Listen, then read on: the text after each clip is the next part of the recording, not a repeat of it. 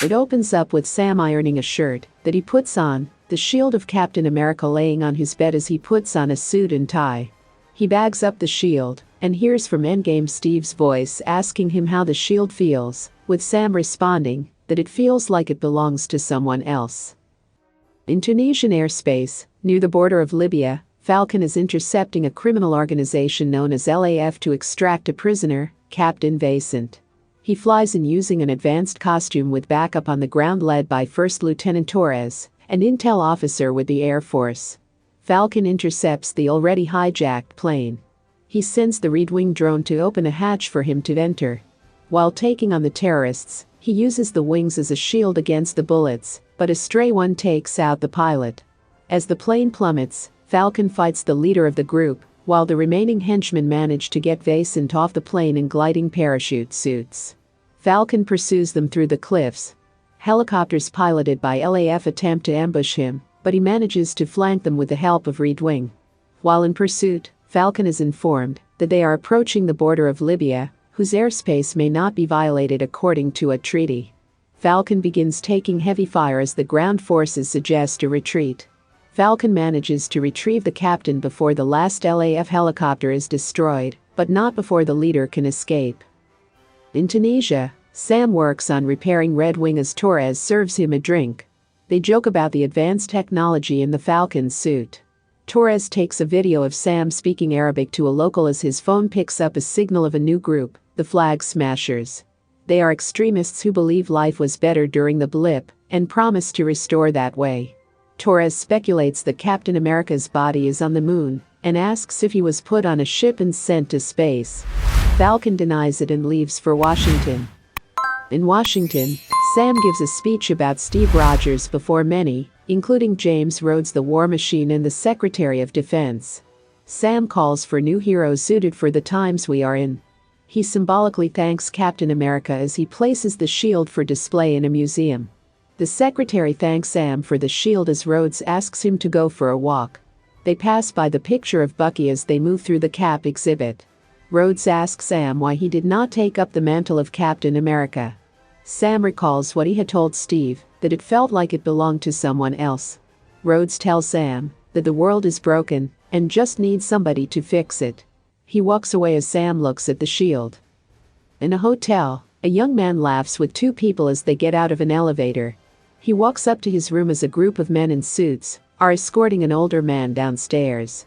The Winter Soldier breaks in through a wall. He takes out several henchmen before taking their leader captive. Bucky says, "Hail Hydra," before killing the leader. He sees the unsuspecting hotel guest from earlier trying to enter his room to get away. As Bucky fires the shot at the hotel guest, he wakes up in the present sleeping on the floor. In the next scene, Bucky is in therapy as a condition of his pardon for the assassinations he committed as the Winter Soldier. Bucky lies to his therapist in session about his nightmares. The therapist reminds Bucky that he's a civilian and is required to keep up with therapy. As Bucky continues to block, the doctor begins to make notes, much to his chagrin.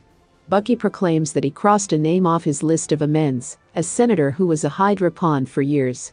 He tells the doctor a story about reintroducing himself to her and making amends, but leaves out how he set her up beforehand to be arrested for continuing the foul play. The doctor asserts that, if he did everything right, it didn't seem to help with the nightmares.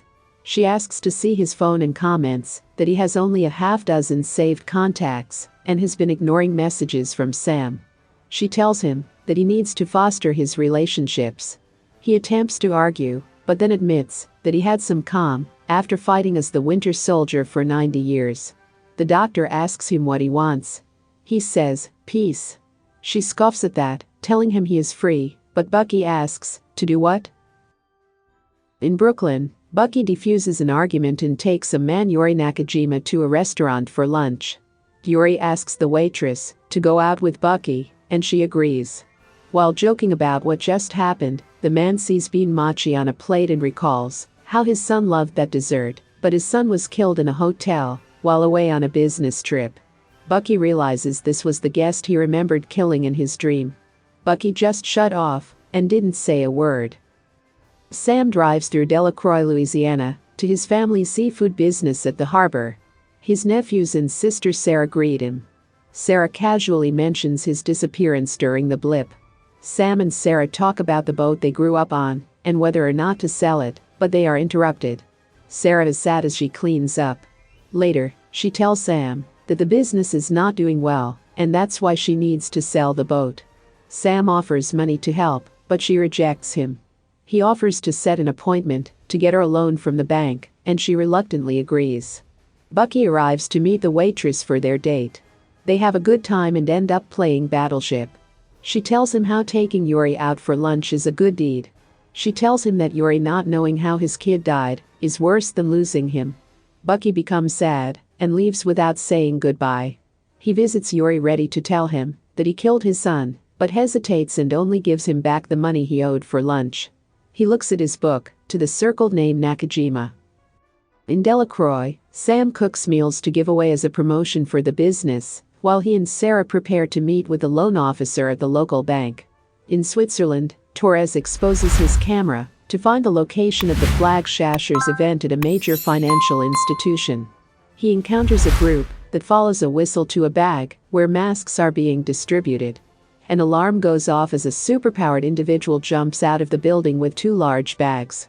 In the confusion of several masked runners, 2 goons pick up the bags and run off. Torres draws his gun on the perp, but is easily disarmed and knocked out. Sam and Sarah sit at the bank, where the loan officer recognizes him.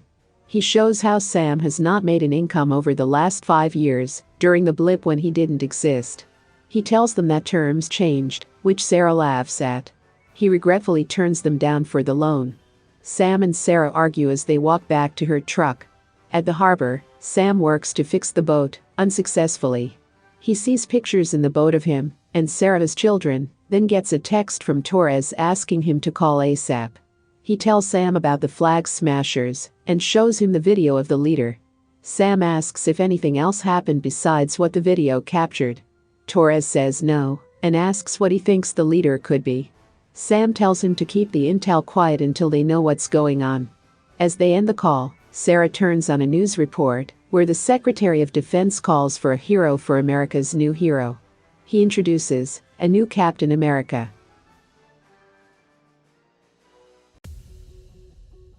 Thank you for viewing our movie recapped. I hope you have enjoyed watching our videos. Please like and share the video and subscribe to our channel to help us grow. Click the notification bell so you will be notified when we upload our next videos.